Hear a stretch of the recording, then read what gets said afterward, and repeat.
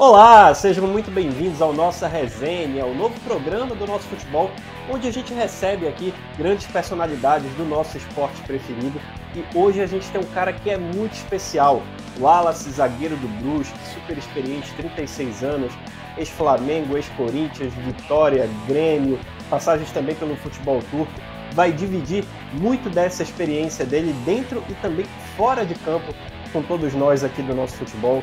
Wallace, seja bem-vindo, é uma honra recebê-lo aqui.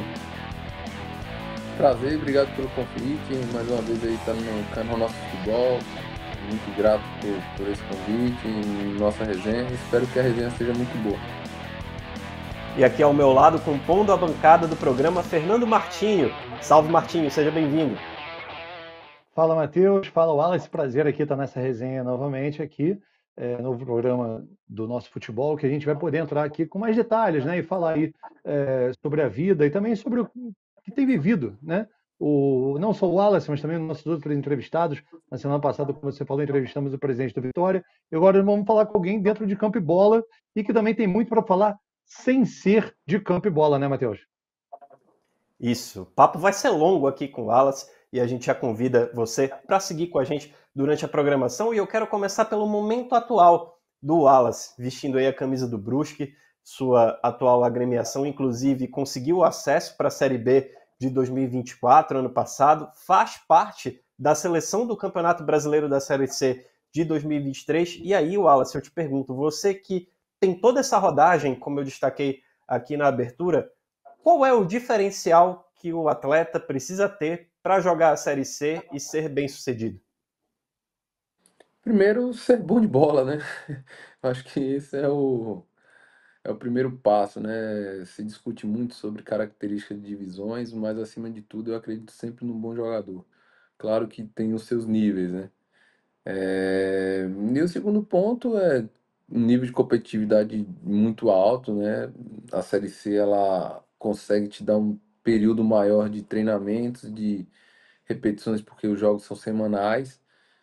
Mas basicamente isso. Se você pegar uma equipe que você consiga formular e levar bons jogadores, eu acho que é meio caminho andado, né? Essa Série C talvez dos últimos anos tenha sido a mais difícil, né? Até pelo nível técnico, porque quem assistiu e quem acompanhou com a transmissão de vocês, que é um ponto que tem que ser ressaltado, né? A Série C ela passou a ter um valor maior após a transmissão de vocês.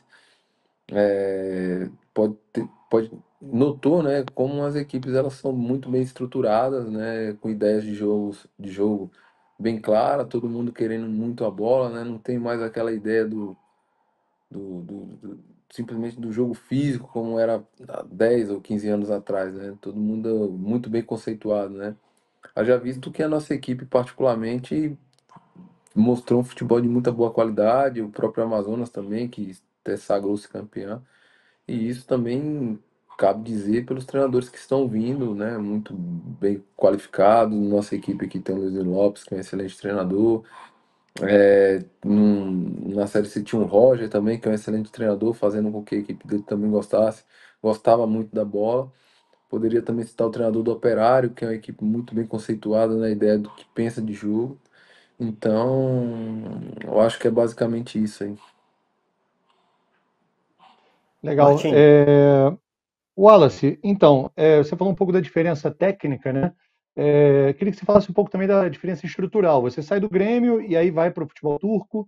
É um país, né, de terceiro mundo, não é, embora esteja ali metade na Europa, metade na Ásia, mas é um país também que não é um país rico e tudo, mas você não foi para uma realidade tão diferente da brasileira. Só que quando você volta, você começa a sentir mais esse contraste, né, também estrutural aí de Série B, de Série C. Eu queria que você falasse um pouco disso. Você falou de condições de treinamento, mas queria que você entrasse um pouco.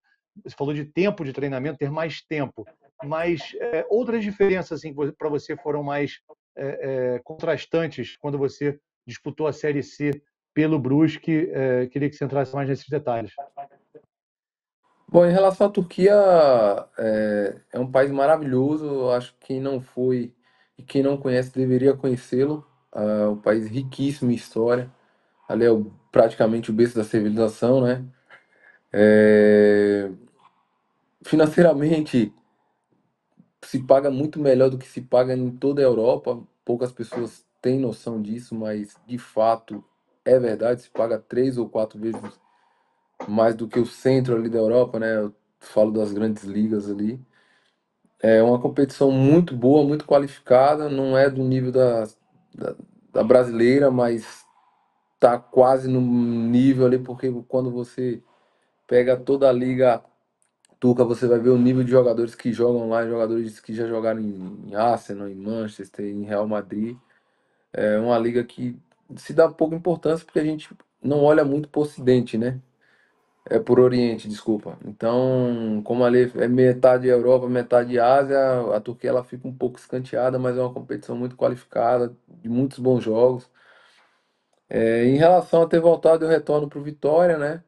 Para a Série B, e o clube estava passando pelo processo de reformulação política naquele período, né? E vinha de 2 a 3 anos de gestões conturbadas. Eu acabo tentando voltar para ajudar, mas dentro do que eu podia fazer foi muito pouco, porque o atleta ele tem uma certa limitação.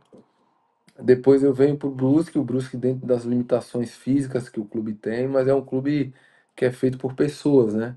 Então a gente fica aqui na primeira temporada, acaba sendo rebaixado e retorna para a Série B logo no ano seguinte, mesmo com déficits, né, de estruturais, que todo mundo sabe, mas um trabalho muito correto do presidente Danilo Resini, junto com o André e Carlão, que dentro das limitações que ele tem, eles tentam nos dar o melhor, né, e junto com o trabalho de toda a comissão técnica. Então, eu acho que o futebol ele precisa da estrutura, mas o Brusque ele me trouxe um grande ensinamento, porque não basta você só ter estrutura, você tem que ter os homens, né? Então, uma coisa tem que estar muito linkada à outra, e eu já joguei em equipes que estruturalmente eram fantásticas, mas não existia esse elo. E aqui a gente não tinha estruturalmente um clube muito bem organizado, mas em relação às pessoas que faziam acontecer, era diferente de tudo que eu já passei, e foi um ensinamento muito grande.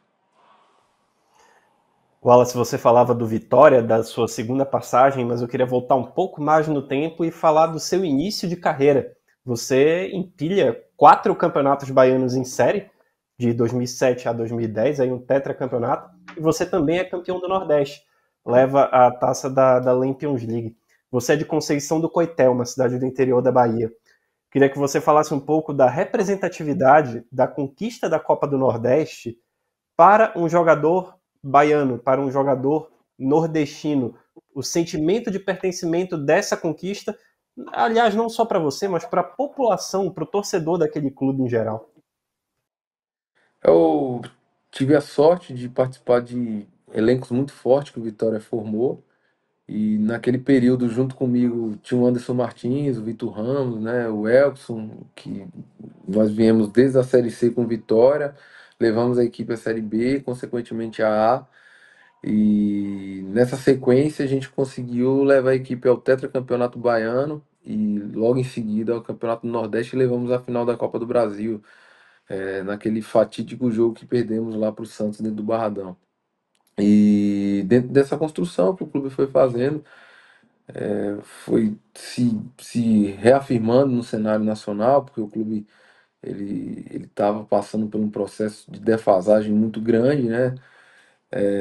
Conseguiu se restabelecer, e de lá em diante o Vitória deu um salto de qualidade estrutural, administrativo, e voltou a fazer o que sempre fazia com maestria lá atrás, no processo de revelação. E ganhar Campeonato do Nordeste e Campeonato Baiano é de suma importância, principalmente para você que é oriundo da base, que pensa em galgar novas equipes, equipes com mais tradição, com mais relevância. Se não fosse esses campeonatos, talvez não nos dessem a passagem chave para chegar onde eu cheguei no Corinthians, no Flamengo, porque o atleta de futebol ele tem que ir construindo escadinhas, né, passo a passo. E foi assim que a gente foi fazendo, né? Então você vai pegar a nossa geração, desde Elkson, Hulk, Davi Luiz, todos esses participaram desse título e de reconstrução do clube. Consequentemente, também individualmente, cada um foi beneficiado. Vamos falar então dessa chegada ao Corinthians, Matheus. Então, como é que foi, né? Você chegar de um projeto, igual você falou, vitorioso, né? Que escalonou aí no futebol brasileiro, chegou à final de Copa do Brasil, inclusive. E aí fala um pouco da chegada no Sudeste, né? Um grande centro, Corinthians, naquele momento ali, um clube se construindo, né? Para ganhar tudo que ganhou naquele período. Eu queria que você falasse da tua chegada ali, das dificuldades e também das diferenças, né, que você acabou se deparando ali. Há diversas. É, Você sai do Nordeste e vai para o Sudeste, é outro mundo, né? O Brasil, ele, por ser continental, você sai alguns quilômetros, você já sente uma diferença muito brusca, né? Primeiro, eu já senti pela questão da temperatura, né? O Nordeste, 20 graus, você sente frio, né? Então, daí você já começa a perceber essa mudança. Quando eu chego em São Paulo, é uma cidade gigantesca, onde a cidade não dorme, não para. A quantidade de pessoas e do modo como as pessoas vivem é totalmente diferente de como se vive especificamente lá em Salvador, que a gente tem um tempo cronológico diferente e de repente você chega em São Paulo que é tudo para ontem, e aí eu tive que me adaptar rapidamente a esse processo, né? Porque é, e também a questão da dimensão, porque eu saio do Vitória, que é um clube de muita projeção, de muito respaldo no Nordeste, mas não tem essa mesma dimensão nem esse apelo midiático que se tem o Corinthians, né? E quando eu chego lá, você toma um susto momentaneamente, mas no decorrer dos meses você vai se adaptando, vai entendendo como as coisas funcionam e você vai tentando se enquadrar o mais rápido possível, porque equipe desse nível que é Corinthians, que é Flamengo de futebol, não existe paciência. Ou você se enquadra ou você está fora. Então, como eu tive a sorte de ter bons tutores que me orientaram para que soubesse lidar com esse tipo de coisa, a adaptação acabou sendo fácil, né? Logo no primeiro ano a gente é campeão brasileiro, no segundo ano a gente ganha Libertadores, tinha chegado na final do Campeonato Paulista, perdemos para o Santos e, consequentemente, no final de 2012 a gente leva o Campeonato Mundial, que até então não teve nenhum outro vencedor, né? Queria que você falasse um pouco mais sobre esse período de Corinthians, Wallace, porque você pega ali nos seus 3 primeiros meses, a transição Vitória-Corinthians é de 2010 para 2011, e coincide também com os últimos momentos do Ronaldo Fenômeno. E a gente até conversando fora do ar, você falava que chegou a treinar contra algumas vezes. Como foi essa experiência de trabalhar com um dos maiores jogadores da história? Primeiro, o fato de vê-lo pessoalmente logo assim que a gente começa a pré-temporada foi um susto, né? Porque o Ronaldo era um dos meus ídolos na infância. Eu e meus colegas e meus amigos de infância, todos queríamos ser ele. Imitávamos, tentávamos pelo menos imitar os dribles, as jogadas. Foi assustador. Imaginar como o futebol é um canhão e de repente o cara que você está assistindo, você vai estar do lado ali 3 meses depois, né? O cara que em 2002 eu estava chorando vendo ele dar a volta de campeão mundial vindo de uma lesão de joelho e de repente ter a oportunidade de sentar na mesa dele para poder jantar. É, E também junto estava Roberto Carlos, que era outro cara que eu tinha uma baita admiração. Aí você olha para frente, você vê Fábio Santos, olha para o lado, Paulo André, mais à frente você vê o Alessandro.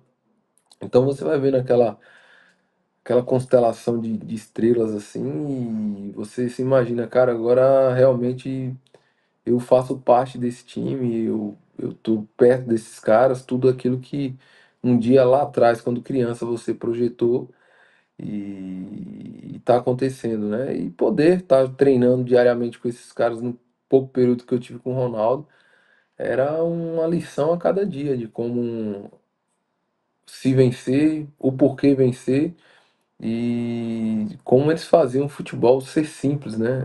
Era de uma coisa absurda as coisas que eles faziam, mas de uma simplicidade muito grande, coisa que hoje em dia a gente vê muito pouco. Wallace, você está com 36 anos, né? Eu tenho um irmão da sua idade, inclusive. E para o futebol já é um veterano, né? A gente já chama até de velho. Para Uhum. outras atividades, a pessoa está apenas começando, né? Mas o Wallace que chega no Corinthians, ele tinha 22, 23 anos, não é isso? Eu chego com 23, né? E aí eu saio com vinte e 23. cinco Então, fico 2 anos. mas o ponto é esse: 23 anos, né? Para futebol, já tem uma idade ali que a gente já espera algum tipo de maturidade, mas ainda é um menino, né? Você ainda está em formação intelectual, cultural, é muito novo. E você vem do Nordeste. Claro que a gente vai falar também do teu lastro, de toda a tua capacidade aí de leitura, né? A tua afinidade com a literatura. Mas como é que foi a questão da ansiedade? Houve isso? Essa mudança que você falou, pô, de estar no Vitória, por mais que seja um clube grande local, mas ir para um grande centro, e de repente está, como você falou, Roberto Carlos, Ronaldo, um clube que se torna campeão mundial, a segunda maior torcida do Brasil, né? Ali é incrível, né? Você falou do potencial midiático do Corinthians. Teve ansiedade? Teve algum momento que isso te atrapalhou? Você se viu um pouco ali preocupado para além do campo e bola, coisas que vinham mais da cabeça mesmo ali, Wallace? Não, porque eu tive a sorte de ser rodeado de pessoas que me orientaram da forma mais adequada. E como eu fui um cara que sempre gostei de andar muito com os velhos, né? O Ramon Menezes, Sandro, Batatais, Jackson, esses caras eles vão te dando o caminho das pedras, né? Como você deve se portar ou não se portar nesses clubes. Então a única coisa mesmo que gerava mesmo era ansiedade, poder jogar, por ter a sequência, mas nas demais coisas não.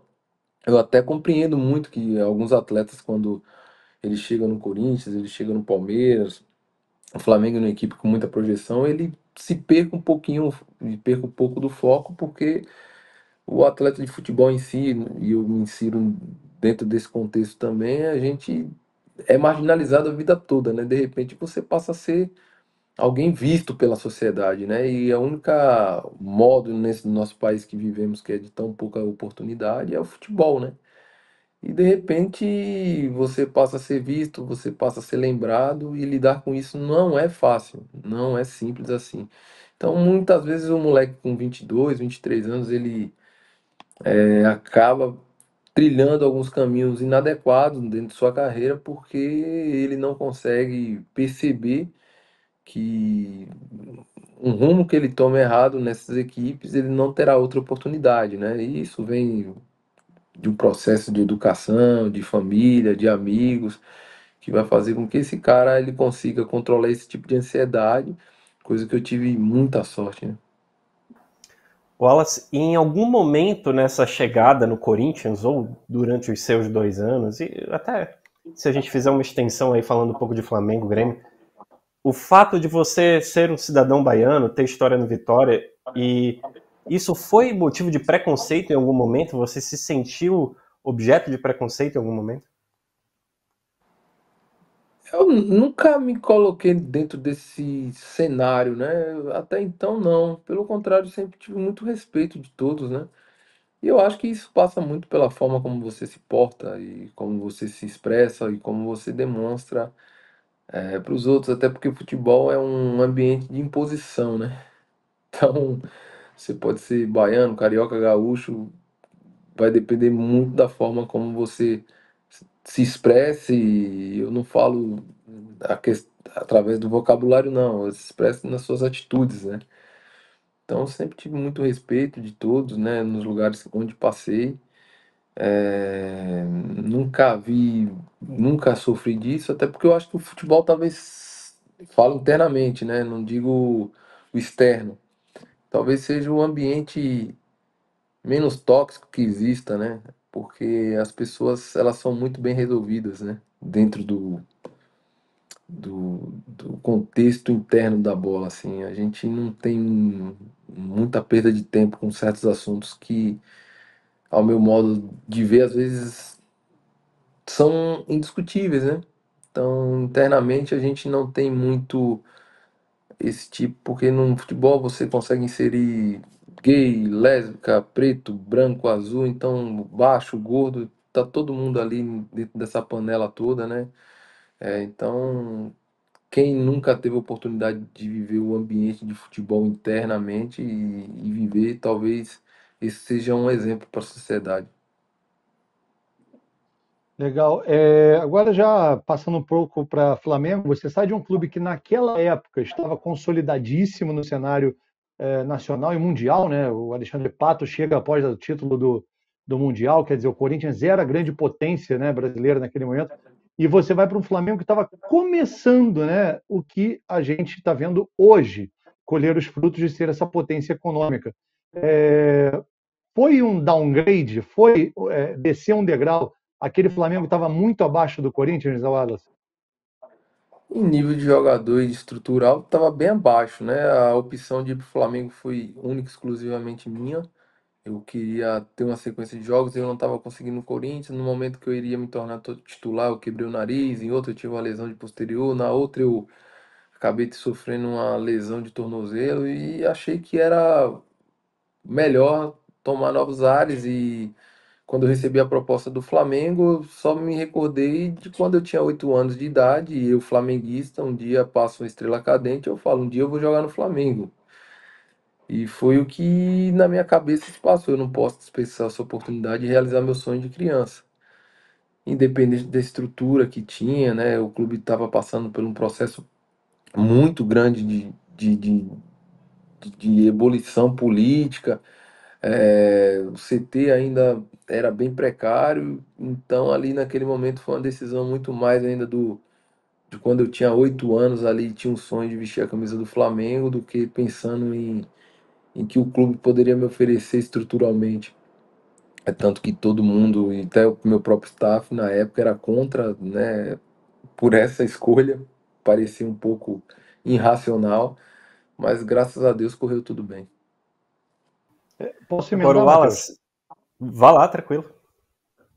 Não, porque se dava para ele, né? Ele foi muito, gostei muito da forma como ele colocou as coisas no lugar, né? O Flamengo com CT precário, ebulição política, né? Uma nova diretoria começando, dava para sentir que era um projeto sério, que aquilo poderia render frutos futuros, ou você acha que você sentia ali muita desconfiança, Wallace? Como é que você sentiu aquele contexto do Flamengo que você chegou em 2013? Não, dava pra sentir, né? Tinha um Pelé por trás, que era um cara muito sério no futebol, mas a gente julga pelo olhar, né? Então a primeira coisa que a gente chega, e aí você chega o vestiário, não tinha as condições mínimas, desculpa, de higiene, né? Você fala, peraí, tem alguma coisa errada aqui, né?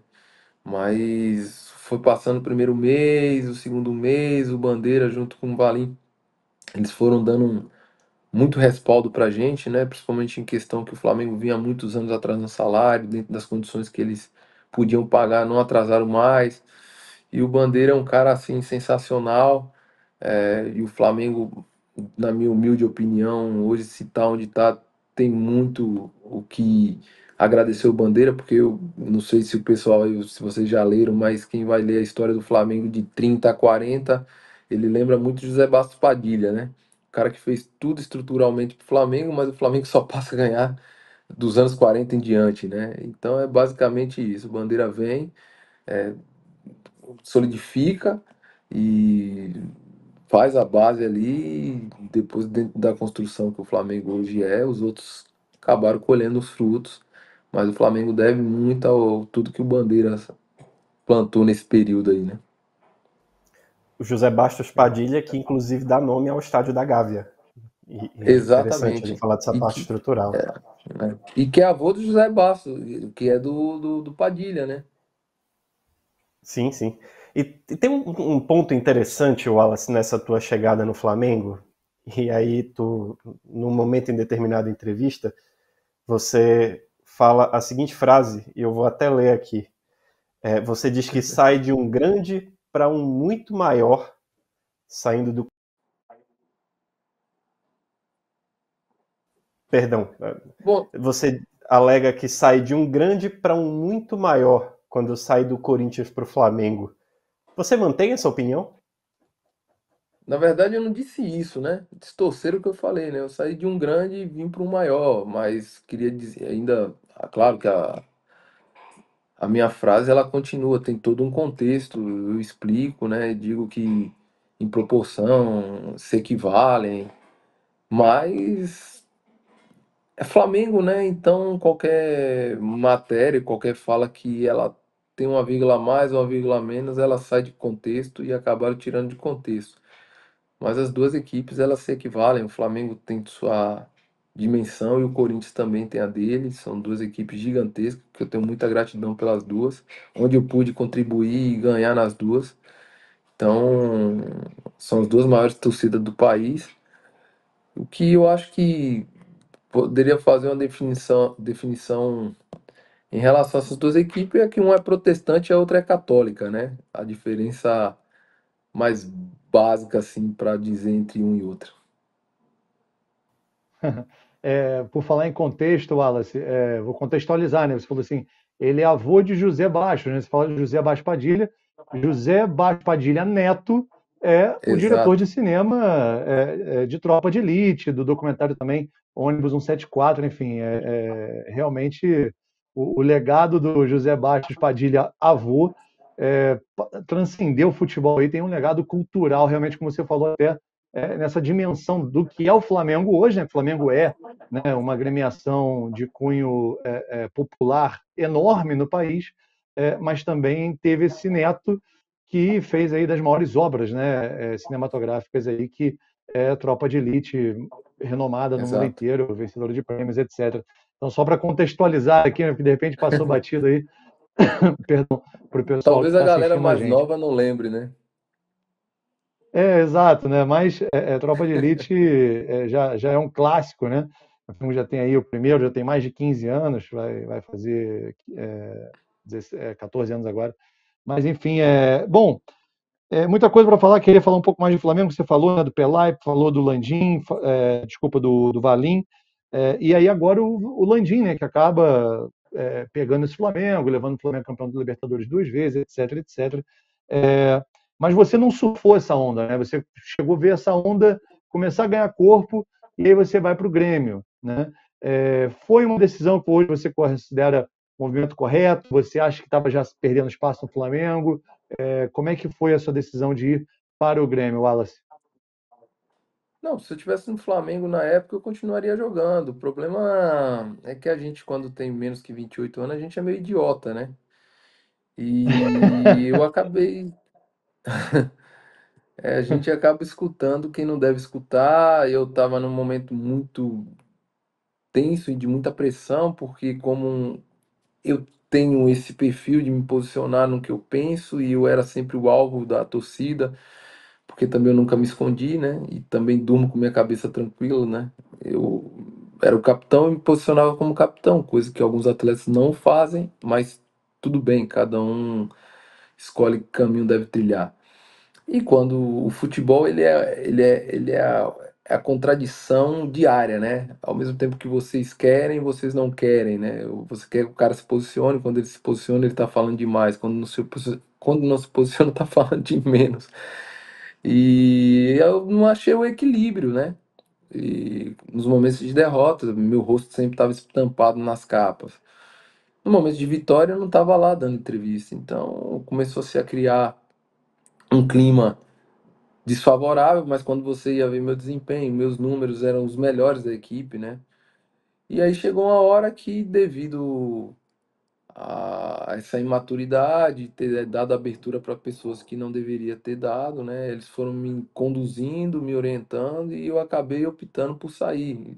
O Rodrigo ficou bem chateado na época, o próprio Bandeira também ficava bem chateado porque eu tinha muito boa relação com os dois. E a ideia era ficar e cumprir meu contrato no Flamengo. Mas nessa ansiedade juvenil e nessa imaturidade, eu acabei tomando a escolha de ir pro Grêmio, tanto que fiquei menos de um ano no Grêmio, porque saí do Flamengo de uma forma ruim, onde eu não estava bem comigo mesmo. No Grêmio eu não consigo também jogar, porque eu não estava bem, né, de cabeça, por tudo que e da forma como que saí do Flamengo. E aí eu opto por ir para a Turquia, onde eu queria dar uma respirada, né, e me afastar um pouco do futebol brasileiro para que eu pudesse reencontrar o meu futebol lá e reencontrar algumas coisas, também pudesse fazer um tour espiritual comigo mesmo, né? Que aí foi o que acabei optando em ir para a Turquia. Matheus, Wallace. Oi. oi, não, eu queria que ele fosse, se ele puder, claro, sem citar nomes, mas o que que é ouvir pessoas que não devesse naquele momento? É empresário, é agente, é proposta, é esse tipo de assédio? O que que é isso exatamente que você se refere, Wallace? Um atleta de futebol, eu costumo dizer que até os 28 anos de idade você é um idiota mesmo, né? Você não sabe nada, mas você pensa que sabe tudo, né? E às vezes até quando eu vejo alguma declaração minha, eu falo, nossa, que bobagem que eu falei, né? Como eu era trouxa. E quando você o atleta de futebol ele é muito carente. Qualquer pessoa que o trate bem, ele já entende que esse cara é seu amigo, esse cara quer seu bem, mas que grande boa parte dos atletas de futebol não entende que futebol é negócio, né? É business. E dentro desse business tem que ter uma racionalidade e botar na balança o que que serve, o que que não serve, quem vai ganhar, quem vai perder. E naquele momento, dentro da minha limitação intelectual até, eu acabei dando ouvido a algumas pessoas e foram me direcionando para que aceitasse a proposta do Grêmio, que era muito boa também, por sinal, mas não era o momento nem a forma de fazer como eu fui orientado por fazer, mas a responsabilidade minha, porque a gente dá ouvido, mas quem toma a decisão é você, né? Então fui eu, mas hoje se eu pudesse voltar no tempo e não ouvir as pessoas, mas tomar a decisão a partir da minha única e exclusiva vontade e não da manipulação, como eu fui meio que induzido ali e tal, eu faria. Meu momento já estava chegando no fim do Flamengo, que é de fato a vida são feitas de ciclos. Quando eu vou para uma equipe de futebol, eu sempre penso o seguinte, né? Eu quero chegar nela e fazer uma carreira muito longa. Eu não sou um cara de ficar migrando de um lugar para outro, tanto que ao longo da minha carreira eu joguei em pouquíssimas equipes. E às vezes as coisas não saem como você espera. E naquele momento eu acabei me precipitando, mas também já entendi, né? Já estou bem resolvido com isso tudo. Já tenho 36 anos, já tenho um filho de 18 anos, então não tem mais Uau! nenhum tipo de lamentação, nem mágoa por tudo que aconteceu ali, né? Pô, dá Wallace, para jogar ainda bola com nesse ele, né? momento. Ainda Ele nesse joga comigo aqui momento no de. Brusque. Pô, que Ele bacana, treina como é o com nome você ou dele? só bate bola? Ele joga no sub-20 do Brusque, já treinou algumas vezes comigo já. Olha isso. Porra. Dá aquela aliviada ou pega pesado demais? Olha, eu sou muito exigente, né? A gente às vezes fica até sem falar, sem se falar aqui em casa, né? É nesse nível Qual aí. é, qual é a posição dele? É zagueiro também. Ah, então não tem aquela dividida, né? Fica um de cada lado. Dependendo do treino, tem dividido assim e geralmente ele leva a pior, né? Como é o nome dele, Wallace? Só pra gente Mas- registrar aqui.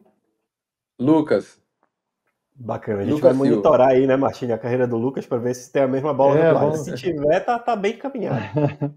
Agora sim, Wallace, ainda sobre a sua passagem pelo Flamengo, tem um momento que o Zico faz uma crítica mais contundente pelo seu desempenho, principalmente jogando pelo lado esquerdo, questionando até sua qualidade técnica.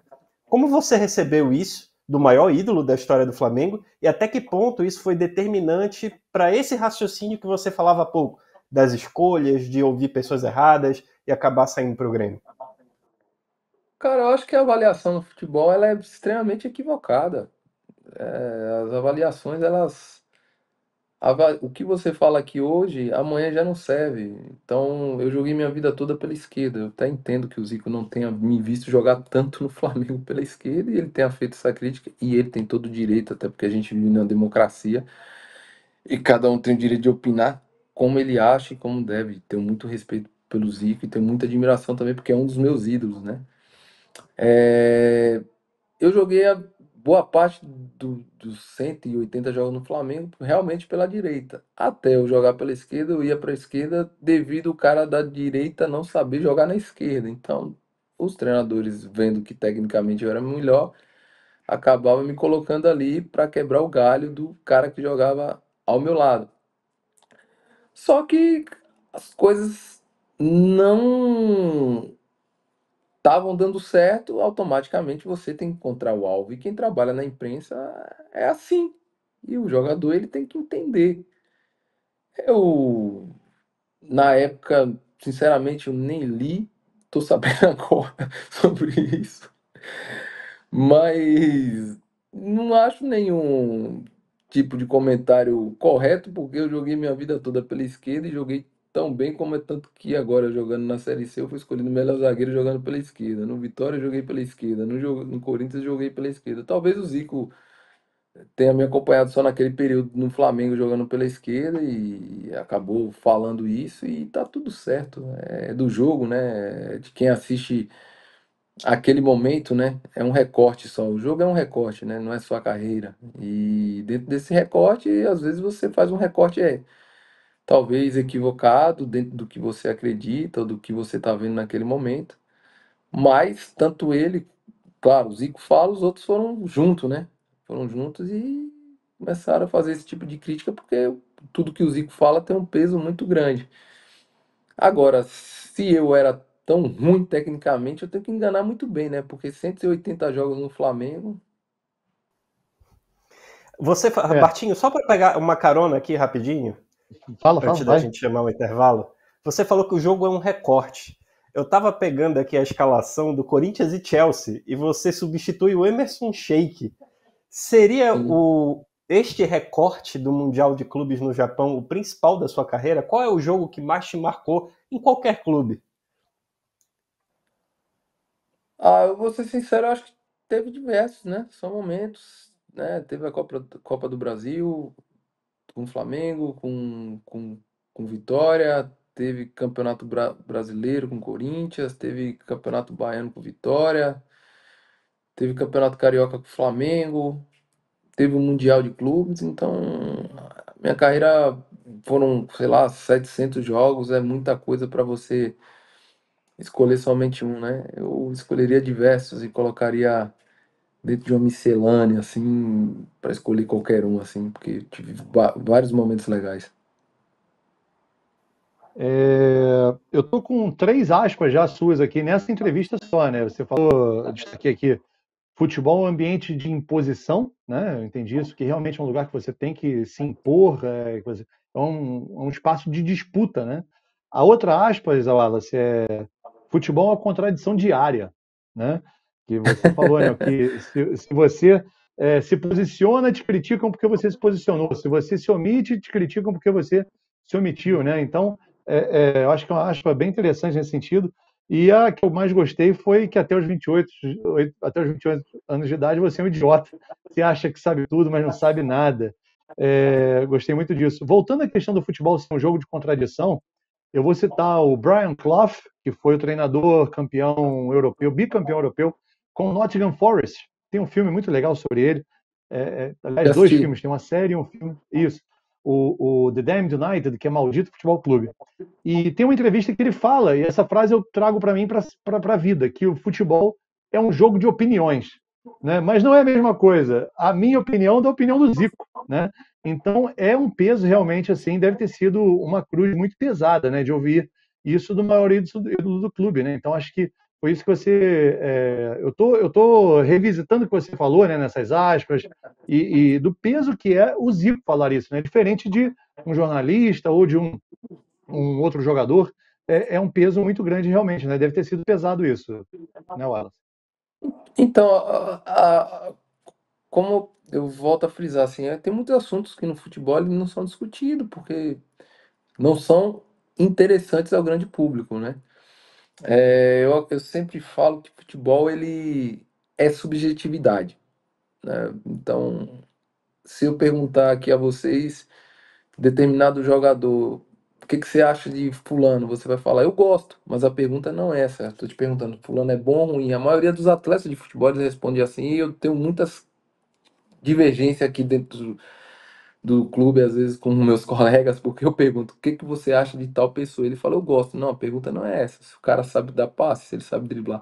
Então as pessoas elas têm uma dificuldade de interpretar o que está acontecendo de fato. Então você começa a dar opinião baseada no seu gosto. Eu particularmente fui muito criticado e por vários, né, repórteres e tal, por vários, um dos motivos pelo fato de eu me expressar bem, né? Então é pouco comum e usual você ver atleta falando bem. Segundo ponto, eu sempre deixar muito bem claro que eu gosto de leitura. E o terceiro ponto, como atleta de futebol, ele sempre vive à margem e ele sempre é o cara folclórico, é um pouco ofensivo, principalmente para grande, para mídia e para o jornalista ali, alguém se colocar como intelectual, um cara que simplesmente está correndo atrás de bola, né? A gente acaba se sentindo ofendido, até porque qualquer tipo de entrevista que o cara, e no Flamengo acontecia muito isso, era porque eu tinha o contraponto. E se ter contraponto é muito difícil de lidar, né? O futebol, por isso que eu costumo dizer que o futebol é subjetividade e contradição, né? Então, eu acho que fulano é bom, eu acho. Ninguém consegue chegar e ser concreto. Então, eu fico muito indignado quando como alguns jogadores de muita qualidade, eles são punidos porque eles não caem no gosto de determinada classe, né? Que determina quem é bom, quem é ruim. Então, vou dar um exemplo bobo aqui. Eu fui jogar aqui, vim pro Brusque e eu jogava com um cara que era flamenguista, né? E ele era muito flamenguista, né? E ele chegou pra mim assim, viu os treinos e viu que eu fazia algumas coisas assim. Ele falou, cara, eu não sabia que você era tão bom assim, não. Eu falei, mas como é que você não sabia? Ele, não, porque eu vi os caras te criticar. Eu falei, mas quantas vezes tu foi no Maracanã me assistir? Ele, nenhuma. Então a opinião do outro, ela tá muito baseada através do terceiro, né? E aí ele falou assim, eu não sabia que você sabia dar passe, não sabia que você sabia driblar. Eu falei, ô, Edilson, deixa eu te deixar uma coisa bem clara. No futebol, quando você é criança, ninguém olha pra você e fala assim, você é bom de dar carrinho, você é bom de dar cotovelada, você é bom de driblar e fazer gol, é simples assim. Então, o dia que eu me tornei jogador de futebol e que eu fui para uma equipe de futebol foi porque alguém viu que eu tinha um talento de driblar, de fazer gol e de tocar, que são os três conceitos básicos do futebol, né? Então, essas contradições, essas subjetividades, ela tira um pouco da realidade do que é o futebol, né? Desculpa ter alongado aí. Nada, que Não, isso. foi Aliás, perfeito, porque vai lá, desculpa, Martim. Matheus. Não, é porque reforça isso que eu falei. É um jogo de opiniões. Agora, tem opiniões Exato, que pesam muito mais que as outras, né? Então, exato. é um jogo desigual, é um jogo desleal, né? Eu costumo dizer, Matheus, principalmente para os caras, eles me perguntam assim: olha, Wallace, como é que você faz para chegar no Corinthians ou no Flamengo? Eu falei: olha, a primeira coisa, ore bastante. A segunda, torça para alguém te ungir, porque infelizmente o atleta de futebol tem muitos jogadores de futebol de muito bom nível que esse cara sequer vai ter uma chance de ter uma oportunidade, por exemplo, de jogar uma Série B, porque ele talvez não esteja no gosto ou diante das visões que fulano acredite, né? E às vezes a caneta está na mão de uma pessoa que sequer é competente para isso. Então, aonde é que está essa balança justa para a gente dizer quem é bom e quem é ruim como jogador de futebol? Muito boa Exatamente. essa reflexão Como do eu gosto de Wallace. falar, quem faz a crítica da crítica, né? Quem, Exato, quem, Quem exato. vigia os vigilantes. quem... É meio aí, Exatamente. é meio aí, é Só meio aí. uma informação que a nossa produção passa aqui pra gente: o Lucas, filho do Wallace, ele joga com o lateral esquerdo o Luiz Fernando Alano, filho do nosso Luiz Alano. Ou seja, a defesa do Brusque é da casa. Tá todo mundo por aqui. É É, o filho do Alano, é o filho do Wallace, todo mundo treinando lá na base do Bruscão. E são muito amigos, E por inclusive, né, sinal, Wallace? tem boas qualidades o Alano, tá? Você é um cara com muita leitura, já falou sobre diversas obras ao longo da carreira, e em determinado momento eu li uma entrevista sua dizendo que lê para não ser chamado de burro, como a maioria dos jogadores de futebol acabam sendo taxados erroneamente. Fala pra gente como surgiu esse gosto pela leitura. Ah, começou com 15 anos, né? Meus pais, eles são muito adeptos à questão do ensino, apesar de eles não terem sido universitários, né? Minha irmã, numa família de 35 pessoas, ela é a única universitária, né? Então minha mãe e meu pai, eu tenho muito respeito e admiração por eles terem incutido isso na nossa cabeça. Eu acabei cursando o semestre de educação física, depois migrei para 3 de ADM, e aí pensei em fazer filosofia, depois pensei em história, só que filosofia e história não dá dinheiro, acabei parando no meio do caminho, não quis nem enfiar.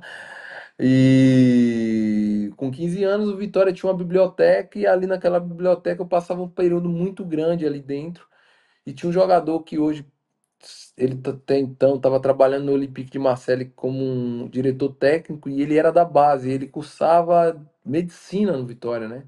E ele era uma das nossas referências de base, chamado Felipe Saad. E como eu morava no subúrbio, eu tinha acabado de mudar para o subúrbio ferroviário de Salvador, pegava 3 ônibus para ir, 3 para voltar, ele acabou me dando o livro chamado O Homem que Matou Getúlio, que é o livro do Jô Soares. Quem não leu, eu recomendo que leia, que é um baita livro, um livro muito interessante, muito divertido, muito engraçado, que conta a história de um anarquista, e ele vai passando por vários cenários da história mundial, né? Desde Mata Hari, Al Capone, e aí por aí vai, até chegar em Getúlio Vargas, que eu não vou dar o plot do livro, não.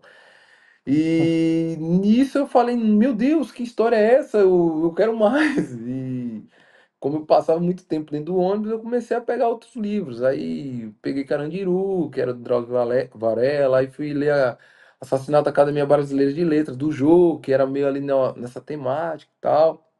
Aí li ali quase que todos os livros que o Jô tinha escrito, Xangô de Backstreet, fui migrando para outros tipos de leituras. E aí eu fui me encantando, fui gostando, fui desvendando outros escritores.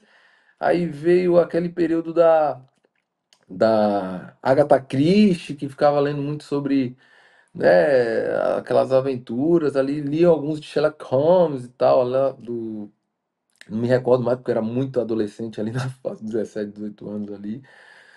E aí fui migrando, aí quando fui para São Paulo, eu entrei numa vibe de filosofia e comecei a ler Schopenhauer, li Kant, Nietzsche, depois aí tentei ali, né, quando eu voltei pro Flamengo, aí outro tipo de literatura, já que era, aí fui para literatura russa, então sempre estava buscando algo que mexesse com minha alma, que fizesse com que eu pensasse e que essa leitura eu conseguisse inserir dentro do futebol, dentro dessa visão, né? Era basicamente isso. Então, todos os livros que eu li, eu falava o que que isso aqui tem de componente para ser inserido no futebol.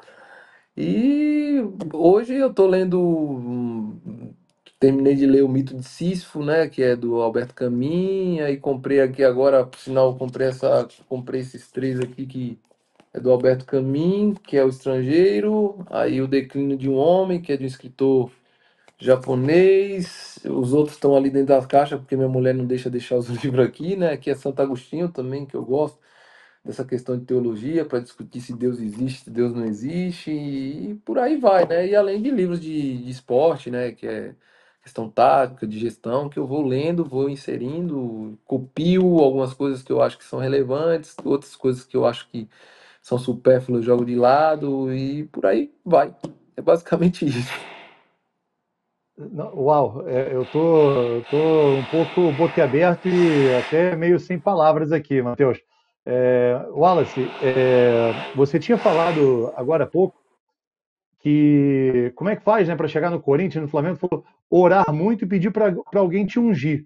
E agora você acaba de falar, né, lendo São Tomás de Aquino, Santo Agostinho, né, perdão, Santo e que Agostinho. você se interessa muito sobre o debate se Deus existe ou não, mas você deu uma declaração, digamos, religiosa, né?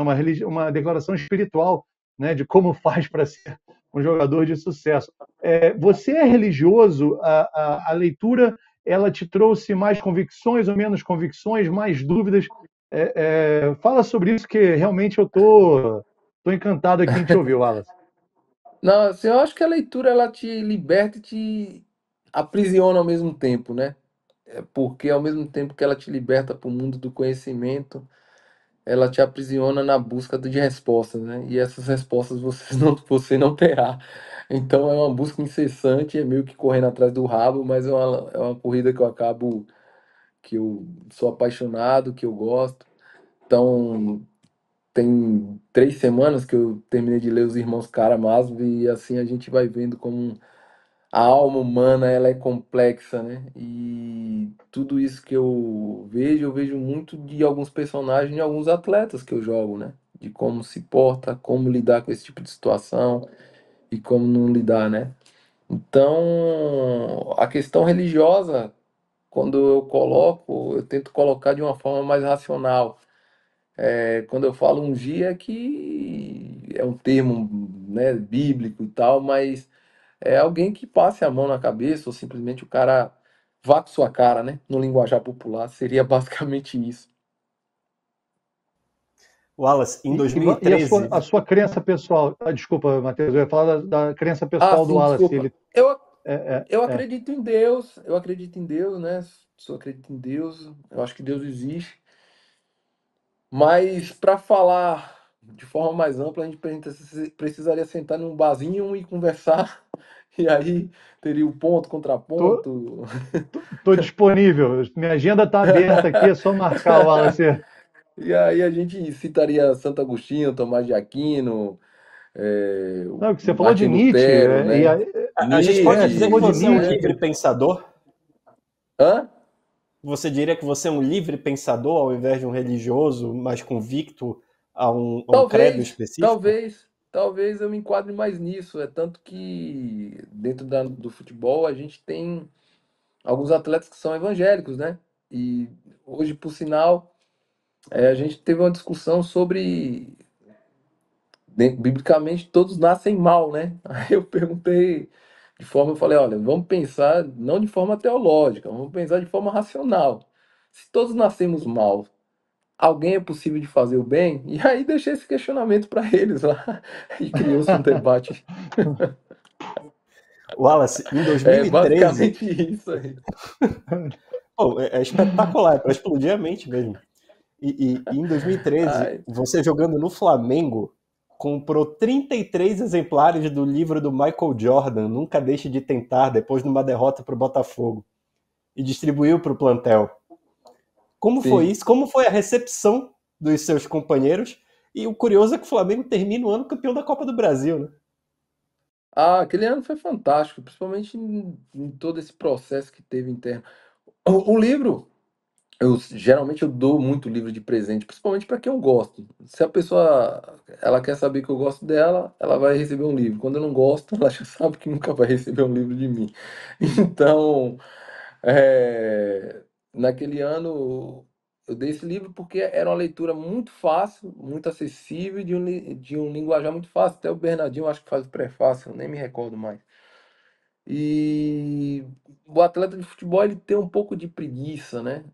E num ambiente futebolístico, o livro eu costumo dizer que ele é o maior intimidador do atleta.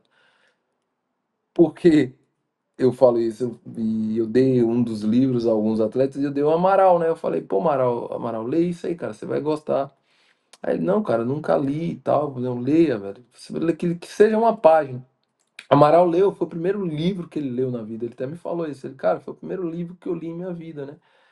E como um atleta de futebol, a cabeça dele é muito limitada e muito preconceituosa com tudo, né? A gente sofre muito preconceito, mas em contrapartida nós somos os maiores preconceituosos, porque o atleta de futebol, ele tem muitos dogmas e ele tem muita dificuldade de quebrar, né? Então, o jogador de futebol, ele tem que escutar o samba, o jogador de futebol ele tem que ir para a noite, o jogador de futebol ele replica as mesmas roupas que todos usam, né? Eu sempre tentei ir na contracultura do que é o atleta de futebol, para que outros atletas olhassem e falassem, cara, isso também é legal, né? Então eu sempre cheguei com um livro e eu às vezes eu faço alguns experimentos sociais dentro do vestiário e o livro é um, né? E eu pergunto a eles assim, olha, eu chego com um livro, os atletas quando não me conhecem, eles não se achegam tanto porque o livro ele distancia as pessoas, né? Em vez de aproximar, distancia. E vai passando o tempo, eu pergunto a eles, mas por que vocês não se aproximaram, né? A maioria, não, você gosta de ler e tal. Eu falei, mas como é que você sabe que eu gosto de ler? Aí, ele, não, porque você está sempre com um livro, mas eu abro. Aí ele, não, nunca vi abrir. Então você não tem a prova que eu gosto de ler. Então fica dentro da imaginação do atleta que um livro, o cara que às vezes está com um livro, supostamente esse cara é inteligente, ou esse cara tem conteúdo, e às vezes não é, né? Então o atleta de futebol ele tem muita dificuldade de lidar com o novo. E eu sempre pensei e sempre quis me aventurar e buscar coisas novas, né? Então, até citei a Turquia aqui, a Turquia foi um período de ensinamento muito grande. Não estou falando de questão religiosa, não, é questão histórica, de entender de como é o mundo, né? De às vezes a gente tem um preconceito muito grande do que é a Turquia, né? E quando você está lá, você está convivendo, você entende sobre história, você entende sobre gente, sobre língua, sobre pessoas. Bom, me prolonguei, é isso. Não, não, mas é fantástico, né, Matheus? Porque a pergunta com a qual eu ia abrir o assunto literatura foi também uma deixa sua no primeiro bloco, em que você diz que era criticado por algumas coisas, por se posicionar, por se expressar bem e por ler, né? Você falou numa ordem diferente, mas eram esses três pontos. E a pergunta era essa: se você se sentiu. O Matheus perguntou se, enquanto nordestino, enquanto baiano, você teve alguma dificuldade. Você disse que não. Mas, enquanto um jogador de futebol que lê, você sofreu um preconceito, não é? Fato, isso é fato. É tanto que as críticas que muitas vezes eu sofria não era pelo meu desempenho, até porque ba- baseado em desempenho qualitativo e quantitativo, eram desempenhos que você for hoje em dia que está muito em pauta, e eu nem gosto dessa ferramenta, porque eu acho que ela não é fidedigna ao jogo, que é esse soft score, essas coisas. Meus números eram os melhores do Flamengo, né? Então você vai pegar todos os meus 4 anos lá, eu tava saindo primeiro, terceiro, primeiro, segundo, terceiro, primeiro, segundo, terceiro. Em vários números, né? Desarme de bola, duelos vencidos, passes acertados, todos isso. Esses, essas, esses números eles não foi colocado em pauta. Por quê? Porque não convinha no momento. O momento convinha me criticar. E a crítica era baseada, pô, o cara tá lendo, o cara tem que se preocupar em marcar o atacante. Só que entra muito nessa questão. Eu me posicionava, eu nunca fui um cara discreto. Eu não sou um cara que a minha aparência estética, no primeiro momento você vá sentir uma empatia. Então, tudo isso acarretou com que eu sofresse críticas indevidas, outras merecidas, mas a grande parte, algumas muito mais pessoais do que profissionais. A profissional eu entendo, a pessoal não. Então, essa incoerência eu entendo que faz parte do futebol. Hoje, muito mais maduro, né? Muito mais ciente de quem eu sou, porque o grande problema que acaba da questão da crítica no atleta de futebol, e ele precisa lidar com isso, porque faz parte, né? Até porque, fazer até um parênteses aqui, o jogador de futebol, diferente de outras profissões, ele ganha bem para aguentar pressão. Eu costumo dizer isso. O jogador de futebol, ele ganha acima dos valores normais que o cidadão comum ganha para aguentar esse tipo de apurrinhação e ele vai ter que saber lidar. Como? Cada um tem seus modos. Então, assim, as críticas eram muito mais pautadas nisso do que se eu estava deixando de marcar o atacante, se eu estava perdendo meus duelos, se eu não marcava, se eu não antecipava. E é uma coisa que, dentro do mundo ideal, era sacanagem, mas só que é futebol e a gente tem que lidar com isso, como tem críticas que você olha, eu olho de outros companheiros hoje, tô vendo o jogo, acho extremamente deselegante até, mas jogar em Flamengo, Corinthians, Palmeiras tem esse ônus, né? Se também você não quiser sofrer essas críticas, aí você vai ter que voltar a jogar na seleção de Coité, né? Porque simplesmente vai ficar na rádio comunitária. Eu, com muita dor Mate- no coração, preciso encerrar esse É, programa e eu ia falar, Matheus, agradecer. se tu não encerrar, Matheus, eu vou me esticar aqui porque eu queria falar do vínculo dele com Vitória, que a gente acabou não falando, né? Ele falou que era rubro-negro, mas, pô, teve uma passagem pelo Vitória, o início da carreira dele no Vitória. Como é que ele viu o acesso? Se der para responder rapidinho, produção, me dá mais um minutinho aí. Tá? Fiquei, Fala aí, Wallace, como é que fiquei foi muito. Subiu a o placa, um acesso do minuto. Vitória aí para a Série A? Subiu os Pô, acréscimos, vamos lá. fiquei. Como é que você viu o Tá, acesso do Vitória fiquei. para a Série A? Torceu contra o Bahia cair, porque eu falei disso com o presidente do Vitória também. Você tem alguma coisa nesse sentido de preferir o Vitória ao Bahia, querer um bem e outro mal, quer ver os dois bens? Fala aí rapidinho aí, porque eu já estou nos acréscimos aqui. Tá, eu sou. Os dois times que eu torço que é Vitória e Flamengo, né? Torcia e tal. Eu torci, fiquei muito feliz que o Vitória tenha subido. É muito bom pro Nordeste. Fiquei feliz que o Bahia também tenha se mantido, porque isso fortalece. E eu acho que as pessoas elas precisam pensar de forma um pouco mais coerentes, né? Enquanto o Vitória e o Bahia estiverem bem, os dois vão crescendo junto, e isso é bom para todo mundo, né? E eu acho que isso está se perdendo e não pode se perder, porque o que vai fomentar crescer torcedor, venda de ingresso, venda de camisa, é simplesmente a rivalidade, né? O que seria do Flamengo sem o Vasco? O que seria do Flamengo sem o Fluminense, né? Então, a gente tem, dentro da nossa alma, a gente gosta de ter aquele inimigo que a gente, ao mesmo tempo, odeia, ao mesmo tempo a gente gosta, né? Aquela linha tênue entre o amor e o ódio. Bom Maravilha. demais, Wallace. E lembrando, antes da gente encerrar, o Wallace também tem projetos em escolas, Brusque, Salvador, Rio, onde incentiva a leitura aí de crianças e jovens. Isso é fundamental, muito além do campo. Por isso que a gente traz um cara como o Wallace, zagueiro experiente, aqui para a nossa resenha. E eu aproveito também para agradecer a assessoria do Brusque, que viabilizou esse papo, sempre muito parceira da gente aqui no nosso futebol. Nosso muito obrigado à turma da Ascom do Brusque. Wallace, sem palavras, irmão. Muito bom poder te ouvir, aprender contigo, conhecer melhor a realidade. Muito obrigado pela sua participação aqui na nossa resenha. Eu que agradeço, foi um prazerzão aí. Se pudesse ter mais uma hora aí, ficaria tranquilo, porque o papo é muito bom. Fernando Martinho, sempre uma honra, irmão. Valeu demais.